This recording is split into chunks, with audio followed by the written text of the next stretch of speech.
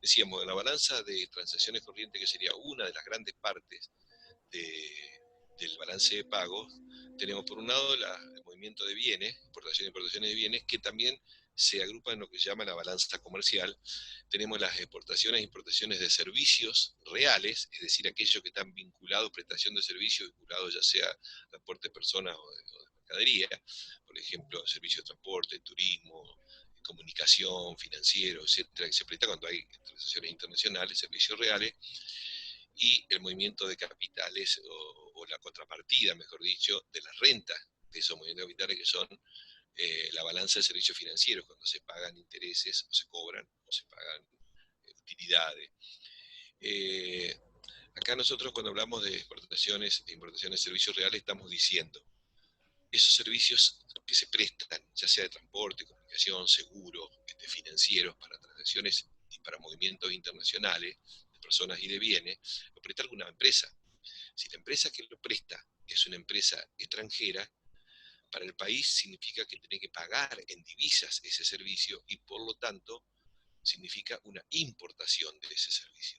En cambio, si el país tiene muchas empresas que se dedican a prestar esos servicios internacionales de transporte, de comunicación, financiero, etcétera, entonces el país está logrando una exportación de su servicio y por lo tanto entra en divisa.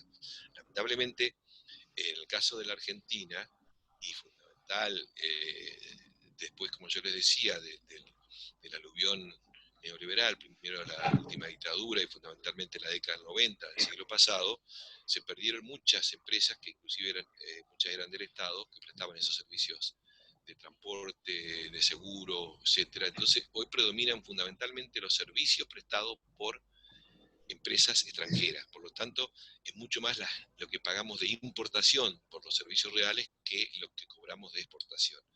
Por lo tanto, ahí vamos a ver que la balanza de servicios reales, que es decir, el resultado entre exportación e importación de servicios reales, va a ser para la Argentina sistemática, casi sistemáticamente negativo, ¿no?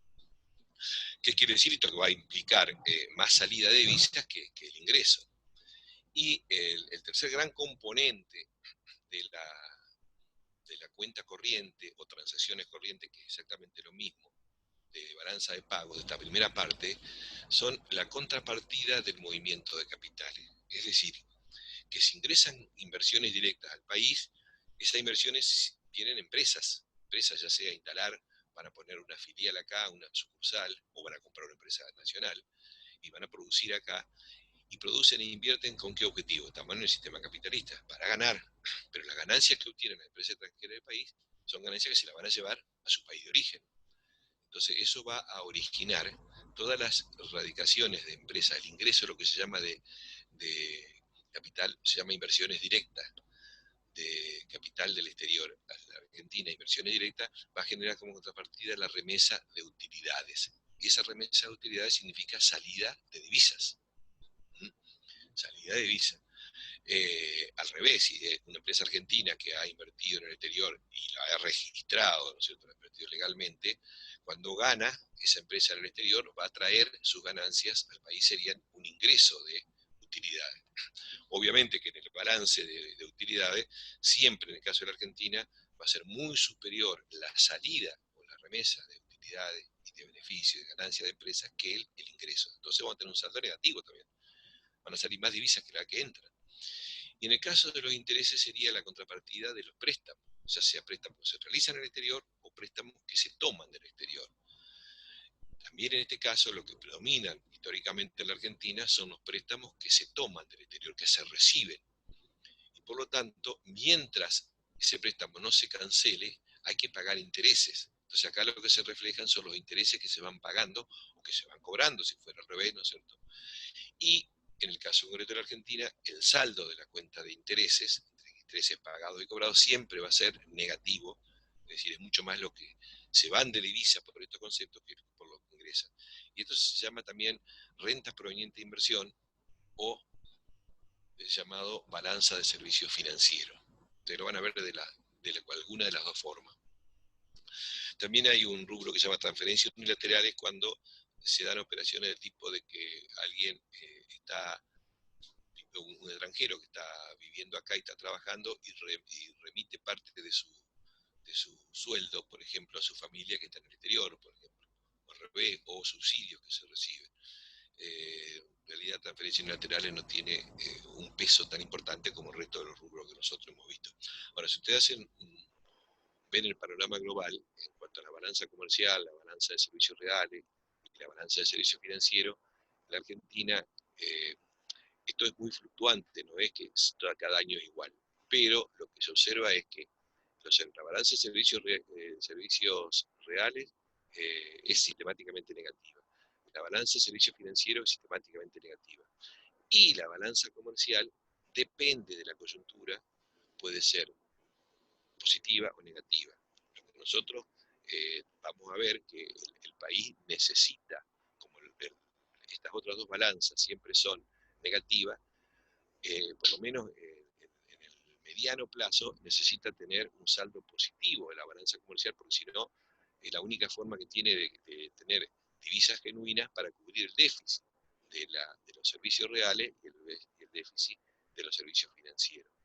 Esta parte de la balanza, que se llama balanza de cuenta corriente o transacciones corrientes, es lo que normalmente analizan lo que se dicen entre comillas inversores, o sea, los grandes especuladores internacionales, para decir, voy a invertir, voy a poner plata en la Argentina, pero voy a ver si su balanza de transacciones corrientes es positivo en el mediano plazo, porque si no yo voy a invertir y después no voy a poder sacar la plata porque no hay dólares.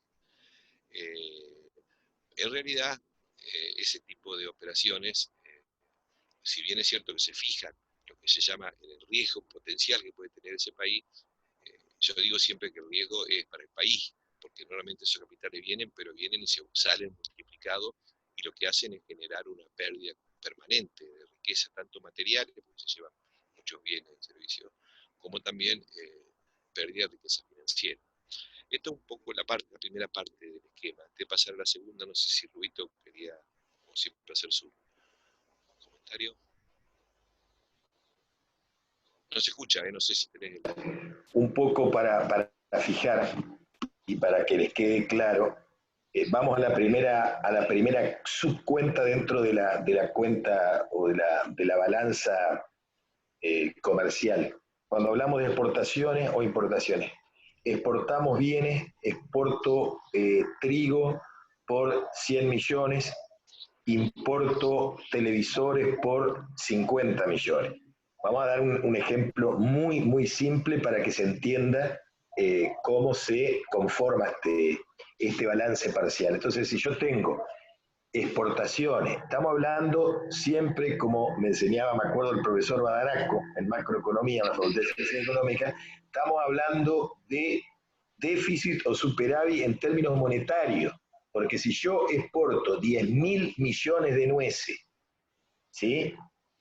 Importo 50 tractores en cantidades, uno va a decir 10.000 millones de nueces, y 50 tractores, hay un balance, si fuera por la cantidad de bienes, superavitario no. Tiene que ver con términos monetarios. Evidentemente, en términos monetarios, si yo exporté más, es decir, le vendí al mundo por 100 millones de dólares y le compré al mundo de distintos países por 50 millones, voy a tener un superávit de balanza comercial de 50. 100 millones que entraron, 50 que salieron. 100 menos 50, 50. Exportaciones de servicios reales para que quede claro y diferenciarlo de los financieros. Los servicios pueden ser reales o financieros. Reales son el pago de seguros, fletes, o sea, transporte, royalty, lo que se paga por tecnología que compramos, son transferencias tecnológicas, turismo, por ahí no se entiende, todos los años el problema del entendimiento del alumno ha sido el turismo. ¿Cómo exporto, cómo importo turismo? Cuando yo me voy afuera, me voy a visitar a Europa, es como que Argentina está importando turismo porque yo me llevo euros o dólares para gastar en España, en Francia, en Italia. Cuando ingresan flujos turísticos a la Argentina, es que estoy exportando turismo desde Argentina. Es decir, cuando los visitantes, los turistas ingresan a Argentina, gastan en Argentina e ingresan divisas. cuando nosotros vamos a conocer otros países por estudio o por placer, de un viaje de placer, estamos importando, es decir, estamos sacando divisas afuera del país. Y los servicios financieros, sí, son las remesas de utilidades o de intereses. Acá va a haber que prestar mucho cuidado porque cuando entremos a la balanza, a la cuenta capital, vamos a ver que por ahí, cuando entra un préstamo, ingresa con signo positivo porque ingresa el capital del BID para hacer puentes por 500 millones de dólares. Pero cuando le pagamos los intereses al BID, no van a salir por capitales porque al ser intereses van a salir por la primera cuenta, que es la cuenta de la balanza comercial. Eso para que se entienda clarito. Y las transferencias unilaterales, el caso típico, y hay una definición de transferencia unilateral. Fíjense ustedes que cuando exportamos bienes, importamos o exportamos bienes, cuando exportamos o importamos servicios reales o financieros, siempre hay una contrapartida. Es decir, vendo trigo, me entran dólares. Vendo tractores, me entran dólares. Compro televisores, salen dólares. Compro bicicletas, salen dólares. Pago intereses, cobro intereses, entradas y salidas. En cambio, las transferencias unilaterales, como dice el término, unilaterales porque no hay contrapartida. A mi hijo que está estudiando en Nueva York, le mando $500 todos los meses. Ahí va a haber una transferencia unilateral con signo negativo porque es divisa que sale del país, o cuando la fundación Mittermeier, por ejemplo, de derecho penal, o la fundación, cualquier fundación, me manda fondos para que represente esa fundación en Argentina en un proyecto de investigación, o cuando el padre del estudiante brasilero que vino a estudiar medicina a la Argentina le manda a su hijo reales, están ingresando divisa, pero no hay contrapartida. Yo le mando a mi hijo y no hay ninguna contrapartida. Recibo de una fundación y no hay ninguna contrapartida. Pero como dijo Luis, es una cuenta insignificante al lado de lo que es la balanza comercial y la balanza de servicios reales o financieros. Eso es más o menos para que tengan como síntesis con algunos ejemplos el punto primero, es decir, la balanza en cuenta corriente. Bárbaro, pasamos entonces a la segunda parte, a la parte que nos queda de la balanza de capitales o balance, la balanza global es balanza de pago, ¿no es cierto? La segunda parte se llama balanza de capitales.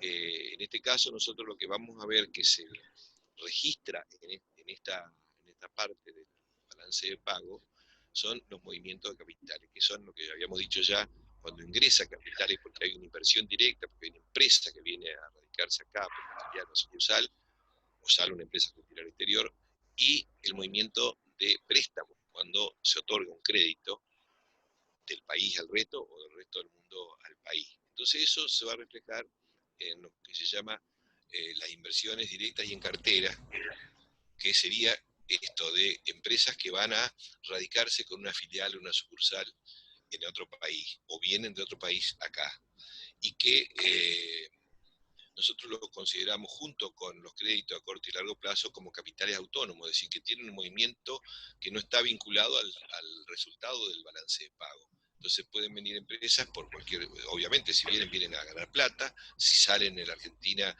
empresas que van a poner una sucursal en el exterior es para ganar plata en el exterior, es decir, tienen el objetivo de ganar la máxima ganancia, ¿no es cierto? Y los créditos están ligados también, por supuesto, el que da crédito es para ganar y para cobrar un interés.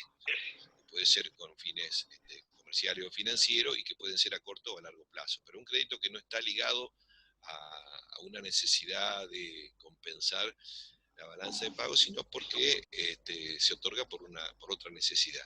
Eso es lo que llaman capitales autónomos. Normalmente en la Argentina, cuando la balanza de transacciones corrientes tiene un saldo negativo, quiere decir que es mucho más lo que el país gasta en divisa, que nosotros hemos visto que predomina, que es lo que ingresan de divisa. Entonces tienen que entrar capitales. Entonces, para saber si este balance cierra, porque como puede ser que estemos gastando más de lo que generamos, pueden ser que estemos logrando ese saldo, compensar ese saldo, porque entraron inversiones directas o porque no hubo préstamos préstamos comerciales o financieros, ¿no es cierto?, independientes. Pero puede suceder de que, vamos a poner un ejemplo numérico muy redondo, ¿no es cierto?, que tenemos una balanza de transacciones corrientes que tiene un saldo negativo de 1000. Es decir, ¿qué quiere decir esto? Que gastamos más divisas que la que generamos por 1000. Quiere decir que nos están faltando 1000 para que el balance cierre. Entonces tenemos que fijar qué pasó con los capitales autónomos. ¿Entraron inversiones directas más de las que salieron? Bueno, bárbaro, entonces ya tenemos un poco para compensar esos 1000. ¿Entraron más créditos de lo que se dieron? Bueno, tenemos otro poco, pero vamos a suponer que tuvimos un saldo negativo en las transacciones corrientes de 1000, pero los capitales autónomos, ya sea como inversiones directas o de préstamos, entraron supongamos, por 600. Bueno, nos están faltando todavía 400 para cerrar. ¿Esto qué quiere decir? Que de pronto tenemos que arreglar con los que los venden, con los acreedores, con los que tengo que pagar, y decirle, te pagamos, y si no le podemos decir, no tenemos plata. Entonces tenemos que cerrar eso. ¿Cómo logramos esto? Y acá vienen lo que se llaman los capitales compensatorios. O podemos apelar a dos vías, ¿no es cierto?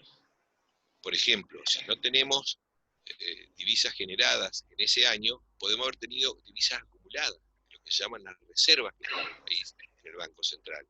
Y en ese caso, con variación de reserva, tendremos que disminuir las reservas, utilizar parte de eso que tenemos, de ese ahorro anterior, para compensar eso. Ahora, ¿qué pasa? Que las reservas pueden ser suficientes o no, y el país tampoco puede quedarse literalmente sin reserva. Entonces, puede también acudir dentro de su pertenencia al Fondo Monetario a pedir un préstamo del Fondo Monetario, que es la entidad que teóricamente está conformada por muchos países del mundo, que tiene como objetivo acudir en ayuda de los países miembros cuando esos países miembros tienen un déficit transitorio de divisas en su balanza de pago. Entonces, en ese caso decíamos, bueno, estábamos hablando, teníamos un déficit de las transacciones corrientes de 1000, nos faltan 1000. En capital autónomo entran 600, nos faltan 400. Utilizamos 300 de nuestras reservas, nos faltan 100 todavía. Bueno, podemos pedir un préstamo al Fondo Monetario Internacional, y el Fondo Monetario Internacional, con eso cerramos. Esos serían los capitales compensatorios. ¿Qué significa? Que vienen a compensar el déficit que hasta ese momento tiene el balance de pago, tiene el país con el resto del mundo, y que se visualiza en el balance de pago antes de ese cierre, ¿no es cierto?, los capitales compensatorios. ¿Por qué? Porque finalmente el balance tiene que quedar en cero, tiene que quedar equilibrado. Lo que sucede es que esto que nosotros hacemos como un juego, que pueden hacerlo en el papel, en la realidad es mucho más complicado, ¿no es cierto? Primero, porque podemos tener más o menos reservas, y segundo, que los préstamos del fondo pueden darse en muchas condiciones. El fondo nunca te va a decir, necesitan préstamos, pues como no, tomá, te damos lo que necesitas, sino que el trámite con el Fondo Monetario, si bien es cierto que esto después lo vamos a ver cuando analicemos lo que ha pasado en lo que va de este siglo, que ha habido circunstancias muy irregulares, en algunos casos muy cuestionables legalmente, pero en teoría el Fondo Monetario lo que hace es decir, bueno, si ustedes quieren un préstamo, tienen que sujetarse a las orientaciones de política económica, fiscal, etcétera, etcétera, que le digamos nosotros. Es decir, tiene que firmar un acuerdo donde el país se compromete a realizar una serie de reformas y de aplicar políticas en función de lo que pide el fondo. El fondo es un organismo internacional que no representa a todos los países. Teóricamente está conformado por muchos países, pero que quienes toman las decisiones son los países centrales o dominantes. El que tiene mayor poder de decisión ahí es Estados Unidos, el principal socio, llamamos así, partícipe en el capital accionario del fondo, y otros países llamados desarrollados, que son los que definen. En última instancia, Estados Unidos, por su participación en el capital del fondo, tiene el poder de veto, que define en última instancia si se presta o no se presta, en qué condiciones. Entonces, entrar a un préstamo al fondo normalmente podría significar, así en teoría, una ayuda para un país, pero puede significar también un salvavidas de plomo, porque a partir de ahí el país pierde poder de decisión en las políticas internas y en las prioridades. Y normalmente el Fondo Monetario, que está manejado por grandes capitales financieros internacionales, puede llegar a condicionar seriamente el país. Yo no sé si por acá estamos cerrando más o menos el esquema de la Ahí, segunda parte Luis, de la balanza de capitales, que presentaría un primer panorama introductorio de lo que es el balance de pago. ¿Sí? ¿Qué decía Roberto? no sé si vos vas a darle algún par de ejercicios para que se entienda. Por ejemplo, de todas maneras, les tiene que quedar claro a los alumnos ya estamos en el punto segundo, digamos, la segunda parte de la balanza de pago, balance de pago, es decir, la parte de balance de capitales. Las inversiones extranjeras directas, la van a ver en los libros, en la literatura económica como IED, inversión extranjera directa. Por ejemplo, un señor italiano viene y pone una gran fábrica de pasta, Matarazzo, en la Argentina, y va a fabricar fideo y todo lo que tenga que ver con la pasta italiana. Ahí hay una inversión extranjera directa, el señor entre máquinas, compró el inmueble, lo arregló, lo acondicionó, los equipos de aire, los equipos de frío, invirtió 42 millones de euros. ¿Sí? Ahí va a entrar en forma directa esa inversión extranjera directa. Ahora, cuando el señor al año, el señor Matarazzo, le mande a la familia allá en Italia los dividendos, las utilidades, supongamos que van a salir utilidades todos los años por 5 millones de euros, por supuesto, esas utilidades, ahí no vamos al punto uno, van a salir como utilidades en forma negativa por la cuenta de transacciones corrientes. Y sin embargo, la inversión extranjera directa va a entrar en forma positiva, esos millones de euros, por la balanza o cuenta de capitales. Por ejemplo, una inversión en cartera es distinto. Por ejemplo, los italianos compran acciones de empresas argentinas o compran, digamos, parte del capital accionario de una empresa que está en Argentina o de una empresa que sin ser de capitales argentinos está en la Argentina. Créditos a corto y a largo plazo, bueno, tomamos un crédito de cualquier organismo, del Banco Mundial, del BIRF, que es de reconstrucción y fomento, por ejemplo. Hubo inundaciones y hay que reconstruir todas las zonas costeras, las defensas costeras, entonces se le pide un crédito al Banco Interamericano de Desarrollo, ingresan 436 millones de dólares. Esos 436 millones de dólares, que es un crédito, supongamos a largo plazo, entra en forma positiva a la cuenta como capitales autónomos y cada vez que tenemos que pagar intereses, supónganse intereses trimestrales, después de haber pasado el tiempo de gracia, los intereses van a salir en forma negativa por el grupo 1, es decir, por la balanza de transacciones corrientes. Y cada vez que estamos pagando capital, porque ustedes también piensan una cosa, chiques, cuando recibimos un crédito, el crédito es como que se cinde en dos partes cualquier crédito. Uno paga capital y hay otra parte que paga interés. El capital es la devolución de la parte que me prestaron y el interés o el coste de oportunidad es por el paso del tiempo, es decir, le estoy pagando al que me entregó el dinero en préstamo lo que se llama un coste de oportunidad, es decir, por todo el tiempo que yo lo tengo y hasta que se lo devuelvo, él es como que tiene un capital inmovilizado. Ese sería el costo financiero de un préstamo. Entonces, cuando devuelvo capital, sale en forma negativa la parte de amortización de capital por la cuenta capital. Pero cuando pago intereses, sale en forma negativa por la balanza de transacciones corrientes, por la parte de balanza de servicio financiero con signo negativo. Cuando me presta el Fondo Monetario Internacional, bueno, me presta precisamente a través de una moneda, esto también por si se quieren lucir, van a ver en los textos, los economistas hablan de las DEC.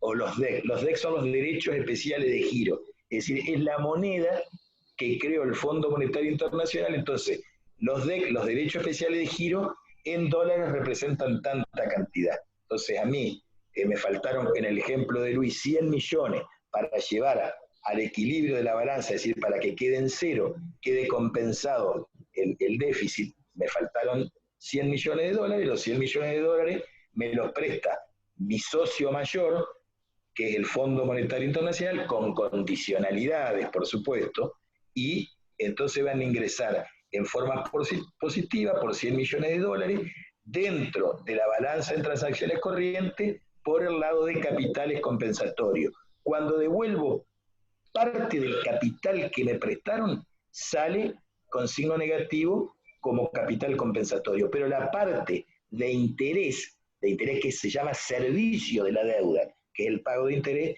sale por la balanza de servicio financiero en forma negativa. Le digo porque normalmente son los problemas que se presentan desde siempre. El problema no está en las operaciones de la balanza comercial, cuando se vende trigo o se compran televisores, o cuando hay transferencias unilaterales, o cuando recibimos un préstamo. El problema está en cuando al préstamo se cinde la parte que amortiza capital, que sale por capital en forma negativa, y cuando sale los intereses que estamos pagando salen en forma negativa, pero ya no por la cuenta capital, sino por la cuenta balanza de servicio financiero en forma negativa por el rubro intereses. Lo mismo, cuando Mastellone o cuando Cartellone o Matarazzo puso la fábrica de fideo, ese capital invertido en la Argentina para la fábrica de fideo de 43 millones de euros entró en forma positiva por capitales autónomos, es decir, por la balanza de transacciones corrientes, subcuenta capitales autónomos. No, no, capitales. Perdón, capitales. ¿Está? Y cuando Matarazzo le manda a los italianos remesa de utilidades, con signo negativo por la cuenta transacciones corrientes, subcuenta balanza de servicio financiero. No sé si Luis, más o menos con estos ejemplos. Sí, yo creo que ya estamos. Me parece que esto tendrían que en todo caso revisarlo cuando vean la bibliografía, para poder entenderlo con más claridad, con ejemplos. Nosotros acá, como no tenemos la pizarra, que a veces ayuda mucho, por ahí nos cuesta más poder graficarlo, pero como vos lo señalás, es simple, ¿no es cierto? Cuando hay movimiento de capitales, o sea, cuando se produce la operación de ingreso de una inversión directa o de la toma de un préstamo, va por la balanza de capitales. La contrapartida de eso, como remesa de utilidades o de intereses, va en las transacciones corrientes. Ahora, una devolución de capital o un retiro de una empresa va de nuevo por las cuentas capitales. La última aclaración que haría antes de hablar ya del tipo de cambio, que sería la parte que nos está faltando, solo decirles que en general, salvo la primera forma, históricamente, ¿no es cierto?, en la primera etapa de inversiones directas que hacen las empresas, normalmente lo que ha pasado en la Argentina es que después el resto de lo que figura como inversiones directas son ganancias que obtienen las empresas y que parte de esa ganancia la vuelven a invertir. Entonces, cuando una empresa obtiene ganancia y en lugar de mandar toda su ganancia al exterior, reinvierte parte en la Argentina de esa ganancia que obtiene acá, ¿no es cierto? Eso se considera como una inversión extranjera. O sea, fíjense también que esto es algo que merece que lo tengamos en cuenta, porque muchas veces dicen, bueno, son importantes las inversiones extranjeras, cada vez tienen las empresas extranjeras tienen una mayor propiedad sobre la economía del país, sobre la grande empresa, pero esas inversiones que hacen provienen fundamentalmente de ganancias que han tenido dentro del país. Ganancias que han tenido dentro del país y que si en parte las reinvierten se consideran como inversiones del exterior. Y esas ganancias que tienen el país la reinvierten y se consideran inversiones en el exterior, generan a su vez después el derecho a remitir más ganancias. Es decir, que esto es lo que yo les comentaba a ustedes, que cuando llegan una inversión del exterior a la Argentina genera una contrapartida que es mucho más grande de salida de riqueza. O sea, hay riqueza que se genera en el país que se considera como inversión extranjera y que después genera el derecho a llevarse el dinero. Estos son mecanismos que después vamos a ver cómo funcionan para explicar por qué la Argentina es un país tan rico, tan realmente con tantos privilegios desde el punto de vista de todos los recursos que tiene, es saqueado históricamente a través de distintos mecanismos que vamos a ver cuando analicemos más adelante, ¿no es cierto?, la realidad económica y la balanza de pago. Nos está faltando, como para cerrar, yo creo que tenemos un poco de tiempo, de 8 minutos, lo que es el tipo de cambio, que es una parte importante también de esto, pero que está vinculado a estas operaciones. Porque cuando hablamos de tipo de cambio decimos algo que es muy simple desde el punto de vista de que conceptualmente, ¿qué es el tipo de cambio? Es el valor de la divisa en pesos. ¿Cuál es el precio que tiene la divisa? Que puede ser lo que más nosotros conocemos es el dólar, a pesar de que hay otras divisas que se utilizan en la economía internacional, en especial el euro, pero también otras empiezan a aparecer otras. Eh, entonces, el valor del dólar, lo que nosotros decimos, eso es el tipo de cambio. Es una cosa muy simple, eso es el valor en pesos que tiene el dólar. Ahora, así como es de simple ese concepto, ¿no es cierto?, de tipo de cambio, su variación y su monto, su nivel, tiene una importancia extraordinaria para la economía y para la sociedad argentina, para su sector externo y para su sector interno. ¿Por qué es importante el tipo de cambio?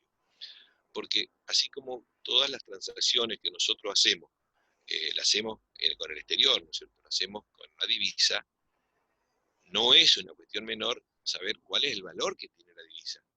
Porque si nosotros vamos a suponer, con los ejemplos que ponía Rubito, ¿no es cierto? Si nosotros compramos, supongamos, del exterior un producto, eh, ese producto va a estar, supongamos que está en dólares, ¿no es cierto?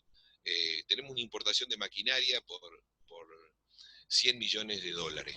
Bueno, el valor del dólar va a significar el costo que va a tener que pagar en pesos el empresario que está acá en el país. Entonces, si el dólar es barato, si el dólar tiene un valor bajo, lo que nosotros decimos normalmente, el tipo de cambio está bajo, quiere decir que el dólar es barato. Entonces nosotros podemos comprar del exterior y como el dólar es barato, lo que paguemos va a ser barato.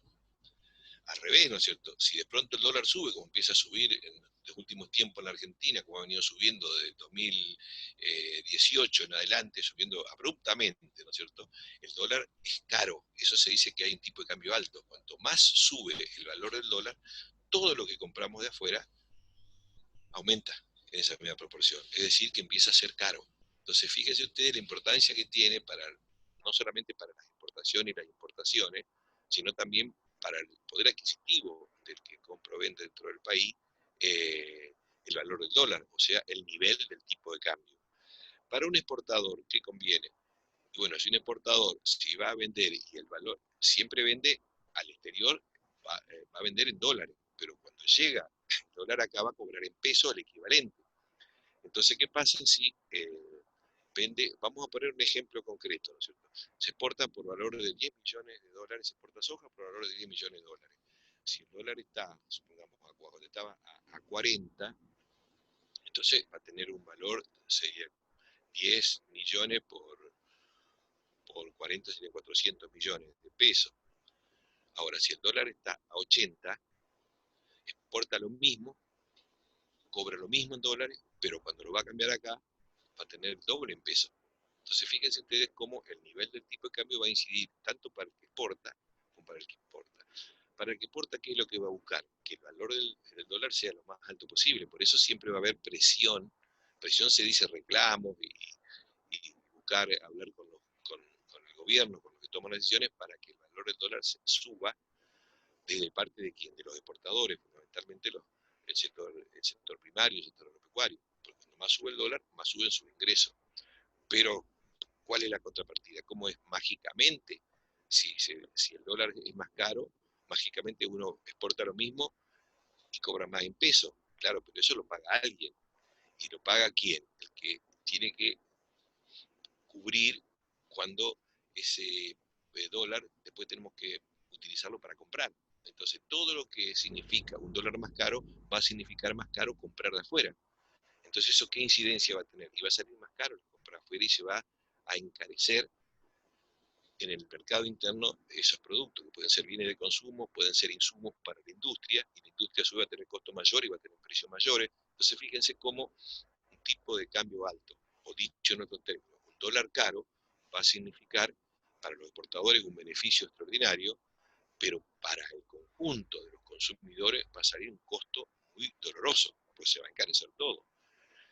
Al revés, vamos a poner nosotros que nos encontramos de golpe con un dólar barato, o dicho en otros términos, más simple para que nos entendamos, un tipo de cambio bajo, un dólar barato. ¿Qué significa esto? Bueno, que si todo lo que nosotros compremos en el exterior va a ser barato. Entonces, para comprar productos, vamos a poder acceder a un montón de cosas del exterior, eh, no solamente productos industrializados, con incorporación de última tecnología, o productos de bienes de consumo, hasta alimentos, no van a salir baratos del exterior. Claro, es un beneficio para comprar. ¿Cuál es el tema? Los exportadores ya no van a tener tantos beneficios, no van a exportar tanto. ¿Y qué va a pasar también desde el punto de vista de este país? Y que se van a promover, con un dólar barato, se van a promover las importaciones, porque todos van a querer comprar de afuera, y se van a castigar a las exportaciones, y por lo tanto, ¿qué va a pasar con la balanza comercial? Y vamos a tener muchas importaciones, pocas exportaciones, vamos a tener un déficit. O sea, van a salir mucho más divisas de las que ingresan. Y un país no puede, porque la única forma genuina de obtener divisas es exportando. Entonces, si un país promueve sus importaciones, castiga sus exportaciones, no va a tener forma de cubrir ese déficit de divisa. Ahora, el punto contrario es, bueno, pero si todos compramos de afuera, lo que vamos a hacer también es, vamos a perjudicar la producción nacional. Por lo tanto, nosotros vamos a estar contentos y vamos a tener el espejismo de creer que podemos comprar las mejores cosas afuera, o podemos ir de turismo al exterior, porque vamos a comprar el servicio de turismo, vamos a viajar al exterior, pues sale baratísimo, pero nos estamos dando cuenta que vamos a destruir la fuente de trabajo y la producción nacional. Y cuando nos acordemos, nosotros vamos a quedar hasta sin trabajo, ¿no es cierto? Entonces, el tema del dólar alto o bajo, el tema del tipo de cambio alto o bajo, dólar caro o barato, tiene mucho que ver con esto que no se resuelve con una sola medida, pero sí es importante que sepamos cuando está en discusión que el dólar se va para arriba, porque realmente va a tener un impacto inflacionario, lo van a pagar los consumidores y se van a beneficiar los exportadores. El dólar bajo, y bueno, se van a beneficiar los consumidores, pero en el corto plazo, porque después se destruye la economía y se pierde fuente de trabajo. Es decir, por eso yo les señalaba y le insistía de que el tipo de cambio es una cuestión muy simple, es cuánto vale el dólar, ¿no es cierto? Va a simplemente poner en la pantalla de una computadora y nos va a dar la información. Subió, bajó, se mantiene, pero es importante porque el valor que tiene y las variaciones van a tener un impacto muy fuerte sobre la economía y sobre el poder adquisitivo de la gente, y también sobre el propio sector externo, porque un dólar caro promueve las exportaciones, achica las importaciones, o sea que va a tener un impacto de la balanza comercial favorable. Un dólar barato va a promover las importaciones, va a castigar las exportaciones y va a tener un déficit en la balanza comercial y no va a faltar. Entonces, bueno, esto un poco como para cerrar un primer panorama que después podemos ampliar, y que seguramente con la lectura del material, con los trabajos prácticos y con encuentros que hagamos presenciales online para que ustedes puedan después darnos sugerencias, preguntas y debates.